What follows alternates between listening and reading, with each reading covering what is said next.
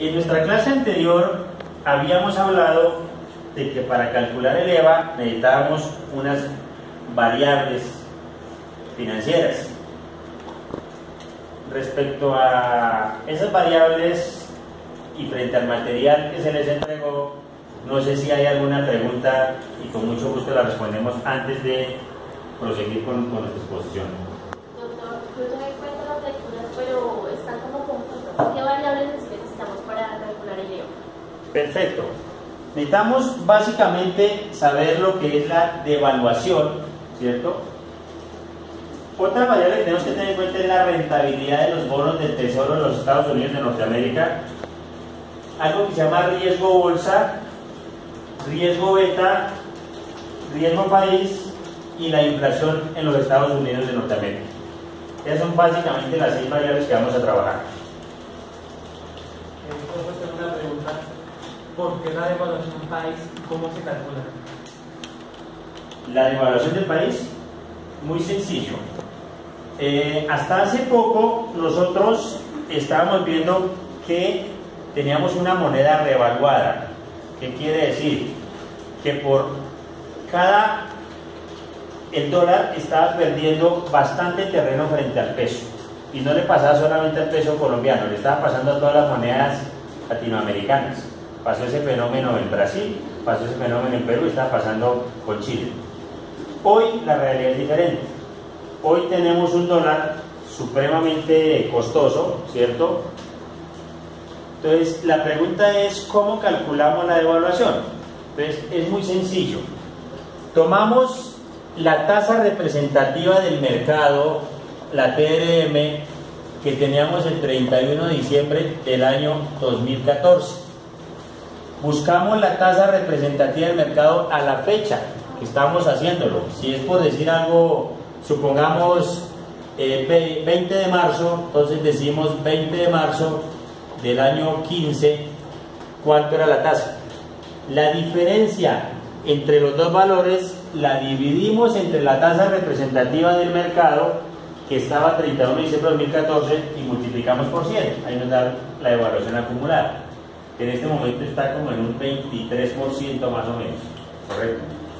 Frente a la tasa que teníamos el día 1 de enero y lo que había corrido el año 2015.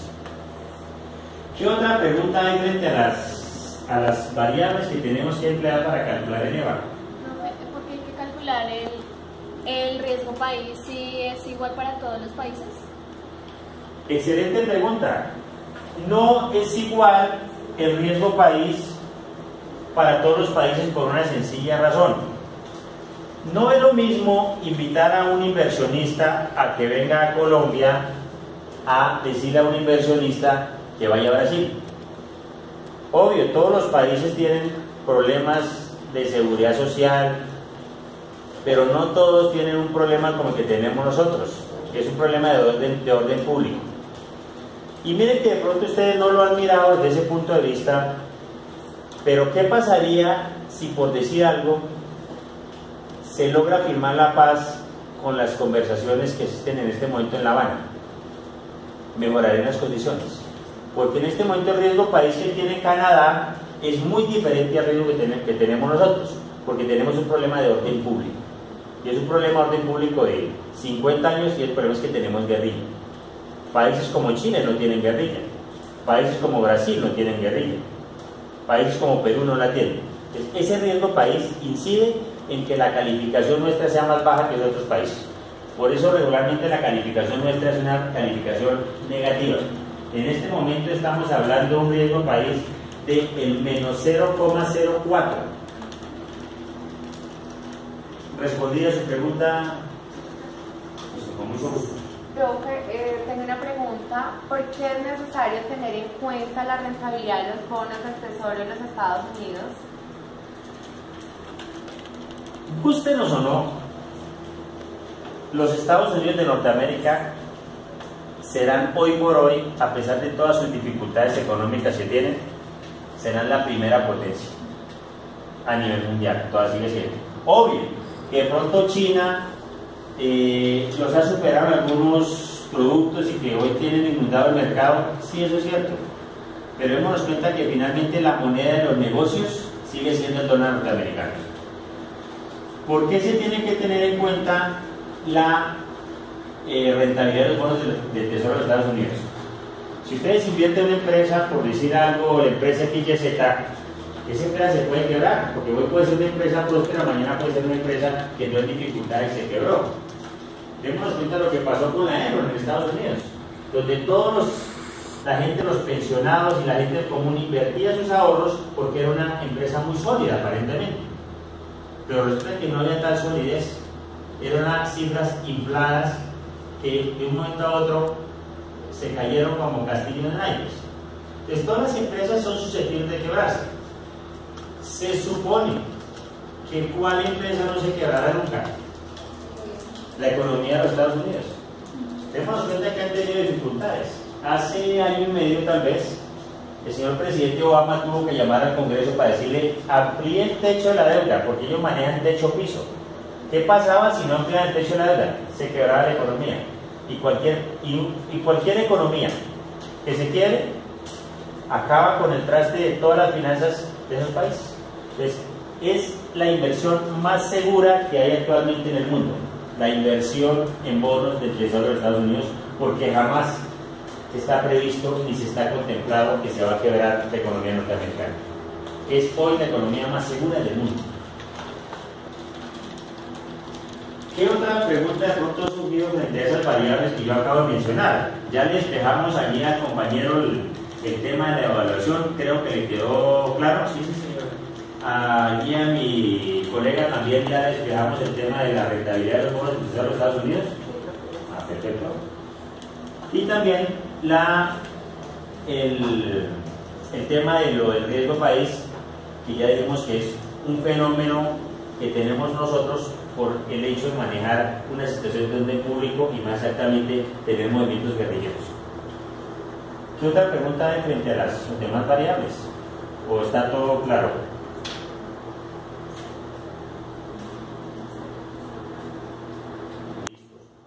Perfecto, entonces ya con las variables explicadas, ya vamos al terreno a explicar por qué se debe combinar y calcular algunos términos que regularmente son siglas en inglés. Todas son siglas en inglés. Entonces vamos a ver que hay algo que se llama el COA. El COA, pues, no es sigla en inglés, pero se traduce el costo de oportunidad del accionista. No sé si hay alguna pregunta frente al costo de oportunidad del accionista. Sí, pues yo quiero saber realmente qué es el COA, aparte de las siglas, ¿qué significa? Significa que los accionistas, ustedes, por ejemplo, cuando van a constituir una empresa, uno espera una rentabilidad mínima. Entonces, por decir algo, yo invierto 50 millones de pesos, no para que mis 50 millones de pesos se me pierdan o permanezcan constantes, sino que me ganen dinero. Por decir algo, yo aspiro a que si voy a montar un negocio de una venta de ropa o voy a fabricar ropa y la voy a vender, yo miro en el mercado más o menos qué rentabilidad está dando. Entonces yo digo, voy a trabajar con un costo de oportunidad, por decir algo, de un 12%. ¿Qué quiere decir? Que espero que mi inversión me rente un 12%. Ese 12% hay que enfrentarlo con lo que más o menos está pagando el sistema financiero. Hoy en Colombia el sistema financiero está pagando más o menos unas tasas del 4%. ¿Qué quiere decir? Que si usted hoy lleva a un banco 500 millones de pesos, le van a pagar una tasa del 4% anual. Entonces, si yo quiero saber si el 12% es bueno, hay una manera muy fácil, es multiplicar 2 veces lo que es el sistema financiero, y si me está dando por debajo o igual de las 2 veces, mi negocio no está siendo rentable. No hay necesidad de invertir tanto dinero y tanto esfuerzo para ganarme el 8%. Pues en este caso, démonos cuenta que el sistema financiero paga hoy el 4, 2 veces el 8, estamos buscando el 12. Estamos ganando los 4 puntos por encima del sistema financiero. Es lo que usted como accionista, ese COA, dice: me quiero ganar sobre mi inversión, porque usted no puede tener el dinero que, porque si no, pues para esa gracia dejaríamos el dinero bajo el colchón, que nadie se lo va a llevar, y de pronto el único riesgo es que las polillas piquen los billetes. Eso es el COA. nosotros tenemos que manejar el WACC. No sé si en el material que leyeron quedó claro lo del WACC o hay alguna duda frente al WACC.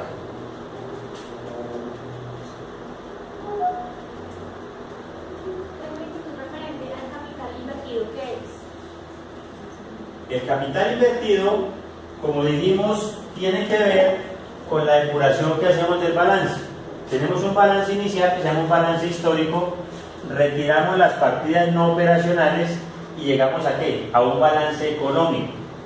De ese balance económico extractamos lo que es el capital invertido, que dijimos que hay que hacer 3 bloquecitos: las obligaciones que generan costo financiero, las que no generan costo financiero y las que deberían generar costo financiero. Ahí hallamos el capital invertido. Ya más adelante vamos a ver cómo lo calculamos, ¿cierto?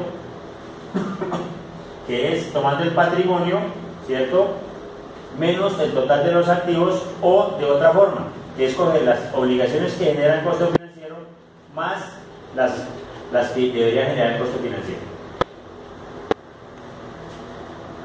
Habían otras variables ahí en el material que se les entregó, en el material que consultaron. Tenemos, por ejemplo, el NOPAT. El NOPAT sí es una sigla en inglés. Yo estuve leyendo, pero me gustaría saber qué es el NOPAT. El NOPAT, claro. Entonces, el NOPAT es una sigla en inglés que traduce lo siguiente.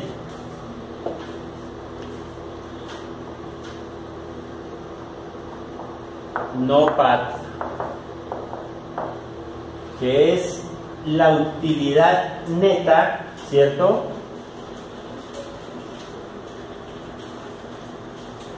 que tiene combinada con ¿qué? Con los impuestos. Con los impuestos. La utilidad neta combinada con los... ¿Para qué?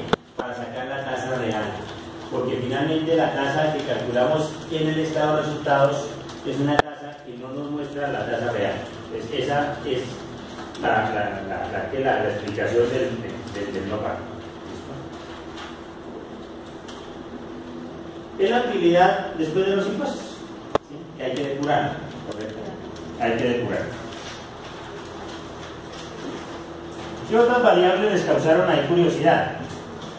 En el material decía que hay 2 maneras de calcular el EVA, ¿cierto? ¿Ustedes se acuerdan cuáles son las 2 maneras de calcular el EVA? Si no se acuerdan, yo con mucho gusto las recuerdo. Una es la ganancia residual y otro es el método de la diferencia. No sé si de pronto quedó claro eso. Profe, yo tengo una pregunta. Quiero saber cuántos métodos existen para calcular el EVA. Existen 2 métodos. Repito, el de ganancia residual y el de la diferencia. Que si los comparamos debe ser exactamente igual. Si no, algo está funcionando mal porque deben las cifras llegar a lo mismo. ¿Correcto? Ya ahora en el ejercicio, con mucho gusto lo vamos a ver explicado. ¿Hay alguna otra pregunta para proseguir frente al desarrollo del cálculo del EVA? Yo los invito a que miremos de pronto cómo tenemos que diseñar el cuadro de las obligaciones financieras. Entonces, las obligaciones financieras, tenemos que diseñar un cuadro en Excel donde ustedes van a mirar la modalidad con la que contratar la obligación financiera, si tiene obligaciones en dólares, si tiene obligaciones en pesos, para poder calcular exactamente lo que tenemos acá, que es que el costo financiero neto. El costo financiero neto. Esto no es más que el despiece, el desglose de las partidas que existen en el balance como obligaciones financieras a corto plazo, obligaciones financieras a largo plazo. Obvio, algunas obligaciones financieras no nos las prestan solamente una tasa. Ustedes ponen a un banco y les dicen, mire, yo les presto a una tasa que, por decir algo, puede ser a la DTF más 3 puntos. Estoy colocando un ejemplo. Cuando nos dicen DTF, la DTF es una tasa. 3 puntos es que el spread, o sea, el valor adicional que le están cobrando. Entonces quiere decir que si la DTF me están dando un 6%, por decir algo, y el banco me dice, le presto DTF más 3 puntos acá me está prestando. Al 9%, porque esta es una tasa efectiva. Para todos es claro lo que es una tasa, lo que es una ETF y cómo se calcula. Depósito a término fijo. Perfecto, lo que pasa es que el sistema financiero semanalmente, ¿cierto?, debe reportar al Banco República la tasa promedio de captación. Es por decir algo, el banco X captó al 4, el banco Y captó al 4.5, el banco Z captó al 5. ¿Qué hacemos? Sumamos las tasas, en este caso dividimos entre 3 y nos da la tasa promedio. Esa es la tasa promedio que se certifica semanalmente. Entonces nos cuenta que no cambia mucho. ¿Por qué razón? Porque si la semana pasada el sistema financiero estaba captando al 4%, ¿no será que esta semana van a captar al 5%? ¿O van a bajar al 3% de una forma brusca? Entonces, regularmente la ETF se mantiene. Obvio, hubo épocas donde nuestras tasas, la ETF cambió. Llegamos a manejar ETF del 27, el 28, el 30%. Épocas idas cuando nuestra economía era una economía supremamente mentirosa, una economía inflada, una economía afectada por el fenómeno del narcotráfico y sobre todo por el fenómeno de la burbuja inmobiliaria, ¿correcto? Pero hoy por hoy la ETF permanece casi constante. Esa es la tasa promedio de captación semanal del sistema financiero que reporta los bancos al Banco de la República. Los bancos del primer piso, ¿no? Que hay bancos de primero y segundo piso. ¿Se acuerdan ustedes que es un banco primer piso, un banco segundo piso? No van a decir que el banco, el que tiene ahí enfrente, que tiene el cachete en el primer piso. Y el otro que tiene las casas en el segundo piso. El de primer piso es la atención al cliente directa. O sea, ejemplo, Bancolombia, Banco Bogotá. O sea, cuando la atención es directa y los préstamos se hacen directamente al cliente. ¿Y segundo piso? El segundo piso es cuando son intermediarios, es decir, no sé, creo que, no sé, no me acuerdo muy bien, pero creo que es cuando hay una entidad que le hace como el préstamo al banco y, o sea, no tiene ninguna relación con el cliente, se entienden entre entidades. Bueno, tenemos la idea. Los bancos de primer piso son los que atienden al público, como usted me mencionó, por ejemplo el Banco de Bogotá, Banco Occidente, donde hay unas cajas y las personas van a hacer sus transacciones comerciales. Los bancos de segundo piso no tienen atención al público. Entonces, el ejemplo típico que tenemos nosotros en nuestro medio es Bancoldes. Bancoldes es una entidad que presta, ¿cierto?, a los exportadores, ¿cierto?, les financia algunas operaciones, pero ellos no tienen un establecimiento abierto al público. No dicen abrimos a las 9 de la mañana y cerramos a las 3:30 de la tarde, ni hay cajeros atendiendo. Ese es un banco de segundo piso, que presta recursos para proyectos de financiación, de inversión, para proyectos industriales, comerciales, obras de gran envergadura, por decir algo, supongamos el Metro de Bogotá, la represa que le va a dar energía a un sector de la población, pero no tiene una ventanilla que tenga al público. O sea, ya usted no puede ni consignar ni retirar dinero. Esa es la diferencia de un banco de primer y segundo piso. Correcto. Bien, entonces, continuando con nuestro esquema, démonos cuenta que lo único que tenemos que diseñar es un cuadro en el cual montemos el tipo de entidad financiera con la que estamos trabajando, si la moneda es extranjera o moneda nacional, la modalidad bajo la cual contratamos, porque acuérdense que no todas las modalidades son iguales. Si nosotros contratamos un préstamo en Nueva York, estaremos contratando con una tasa prime rate, y si contratamos en Londres, estaremos trabajando con una tasa LIBOR, ¿correcto? Que son totalmente diferentes. Tenemos el valor con el cual se contrató la tasa, si es corto o largo plazo, el total de la obligación, los puntos adicionales que acabo de explicar allá sobre la tasa que me están cobrando, que se conoce como el spread, los meses de plazo, la tasa efectiva, porque regularmente los bancos que prestan, tasa efectiva, es algo con lo cual tenemos que tener claridad cuando vayamos a solicitar un préstamo. Hay que averiguarle a la persona que nos atiende el crédito si la tasa es efectiva o es nominal, para no llevarnos sorpresas. Porque regularmente la gente dice, me fui para mi casa, conseguí una tasa fabulosa. Y cuando le llega la cuota dice, oiga, yo pensé que la cuota era tanto, me habían dicho que era tanto, lo que pasa es que no, la persona nunca preguntó si la tasa que le estaban cotizando era efectiva o tasa nominal. Entonces, esta tasa efectiva ya es la que, final, no le tienen que hacer absolutamente nada más. Tenemos los dólares, ¿cierto? Si fue contratado en dólares, aquí está el costo anual en pesos, el total, y aquí nos da la tasa efectiva de la deuda. Correcto. Eso nos da que una combinación de lo que es el costo financiero de las obligaciones con terceros, que es el costo promedio. Sí, ya lo vamos a ver cuando estemos desarrollando en Excel formuladito cómo es que llegamos a eso. Tenemos que tener en cuenta la tasa incorrecta, la tasa impositiva. En este momento